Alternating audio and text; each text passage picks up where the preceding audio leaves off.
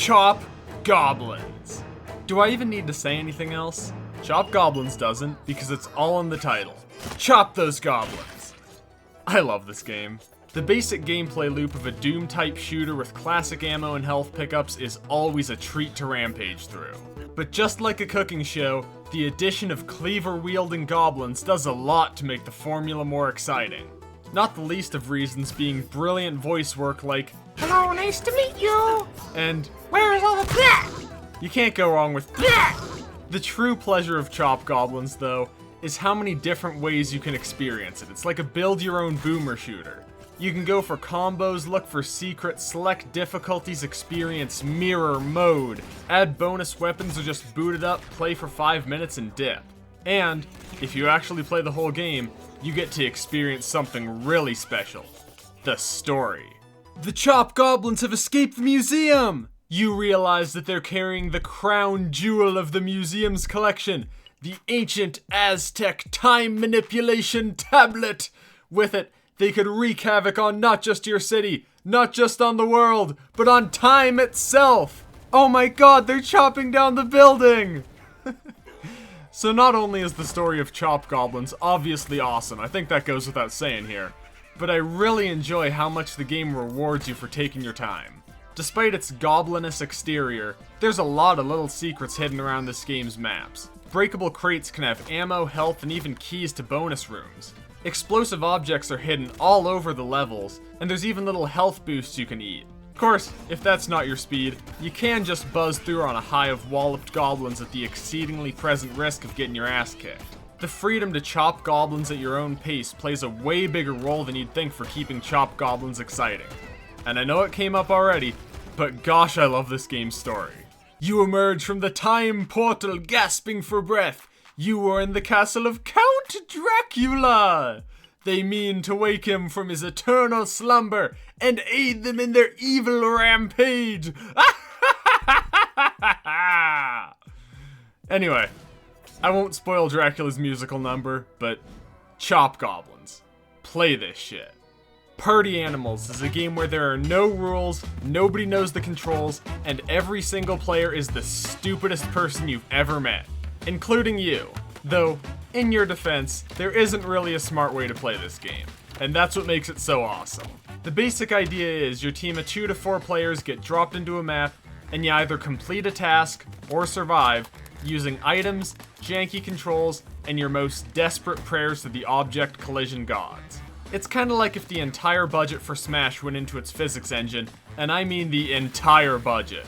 The weight and gravity and force behind everything you do in Party Animals is nothing short of exceptional, but just inconsistent enough to escalate this technical marvel into an 8-way pissing contest. Bows and guns got a little aim assist, but they also kinda do whatever the hell they want. You're gonna throw your punches as well as you can, but if you want to hit someone, it wouldn't hurt to make a blood sacrifice beforehand. Sometimes you go flying, sometimes you can't pick up your weapon, sometimes you knock yourself out with your own weapon. Don't do that. Take a game of football. Cabbage Dog leaps onto the ball and it rockets across the map. Both teams give chase. It's a mosh pit out there. Cabbage Dog gets punched by their own teammate. That guy's out too. Unicorn is AFK at spawn. Frog Splat dunks the otter. Corgi's running off with the ball, but he drops it for some reason. Somebody literally just needs to grab the ball. Oh my god, come on people! And it's out of there. The game modes of Party Animals fluctuate all the way between familiar concepts and Candy Factory Death Battle, so you'd better believe it doesn't get boring. When you combine that with items, stage hazards, and general dumbassery, you start to appreciate the way that Party Animals knows how to maximize the collective stupidity of any given situation. Do you know what's going on here? Of course you don't, but just in case something starts to make sense, the game's always content to put a little more of that sweet chaos confetti into the flaming bouncy castle. It's a perfect game to play with friends too, because it's just so reliably stupid. There's sure an element of skill to the whole thing, but for what it's worth, I'd say the talent gap between noobs and veterans amounts to just about nothing when the core gameplay loop is, with limited exaggeration, mashing your controller till it looks like a pre-Cambrian meatloaf. There is a unique element of chaos to playing with randos too, when half the time the one person on your team has no concept of what a teammate is, but I'll forgive you if that's not the experience you're looking for. Really, this is a game that people who want to screw around and be an idiot with their friends will love, and fans of balanced, coherent gameplay experiences will be extremely annoyed with. So if you and a couple other affiliated doofuses want to beat the fresh hash browns out of each other, give Party Animals a try. Lethal Company needs no introduction, nor does it need an explanation, because for the few people who haven't played it yet, the less I tell you, the better. All I'll say is that this is one of the best co-op experiences I've ever played. It's scary in a way that's also completely hilarious, and it creates a non-stop flood of opportunities for you to be a complete moron with your friends. Now that the internet's had its way with it and the hype's died down, my take is that whether you pick this game up a month late to the party or 5 years after the fact, it's worth it.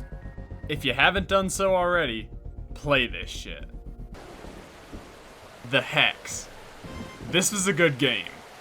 From the mind of Daniel Mullins, developer of Inscription and man who can play a game of mental checkers 12 moves ahead, is this kick-ass game that feels like it was stolen from fourth dimensional light beings 2,000 years in the future and uploaded to Steam as a 1 gigabyte file for $10. That's a good deal. Normally I'd explain what this game's actually about, but that's so hard to do that not even the game does that.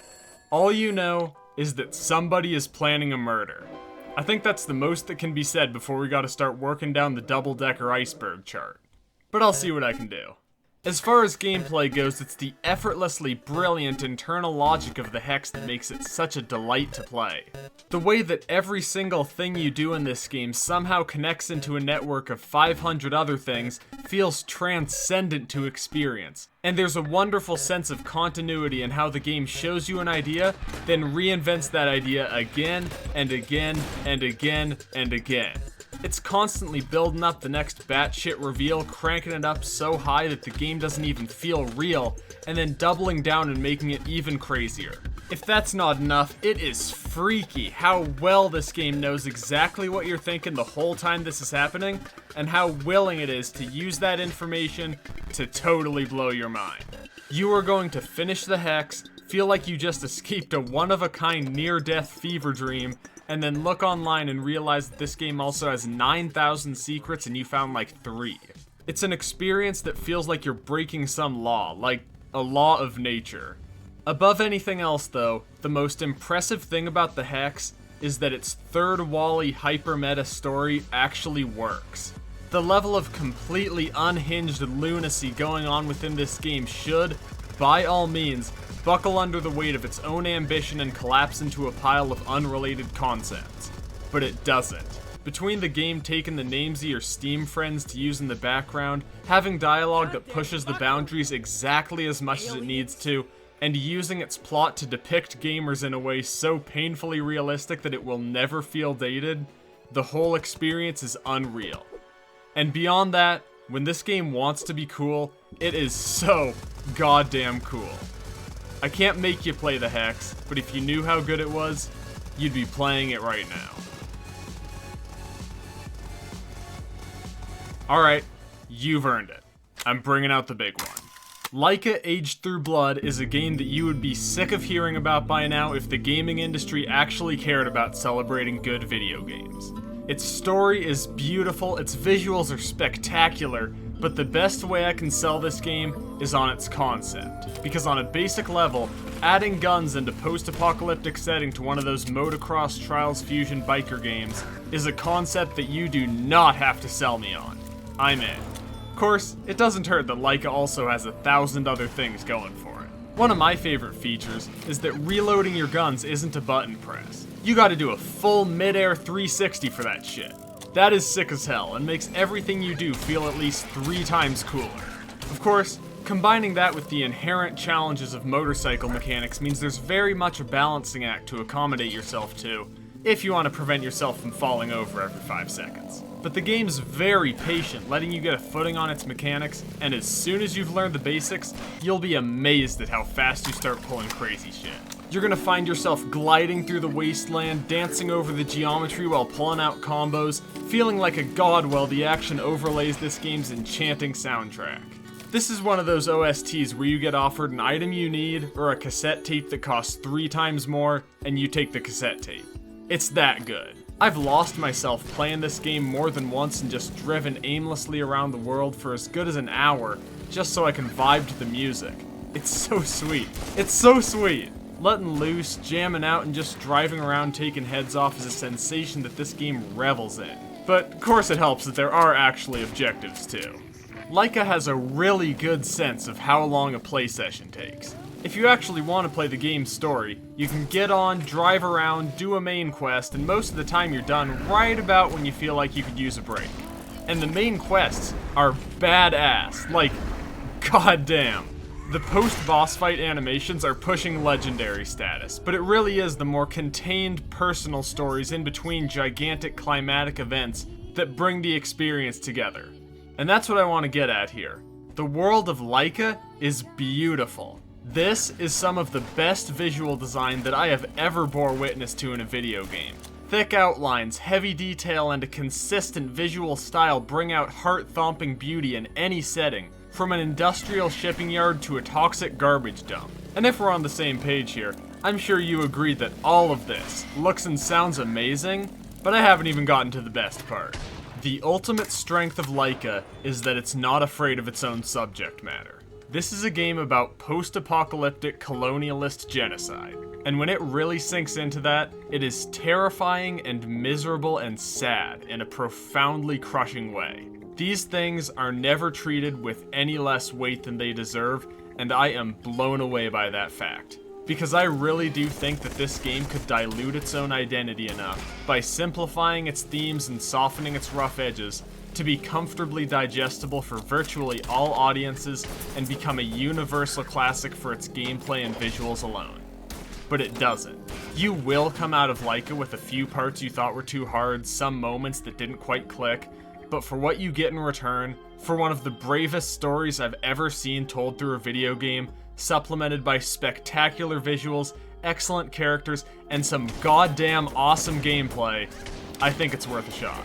I could even keep you here all day with interpretations of Laika's themes too, but I'm not recontextualizing the fragile beauty of mortality in the same video where I give a plot synopsis of Chop Goblins. I will, however, give you this. A monkey picture.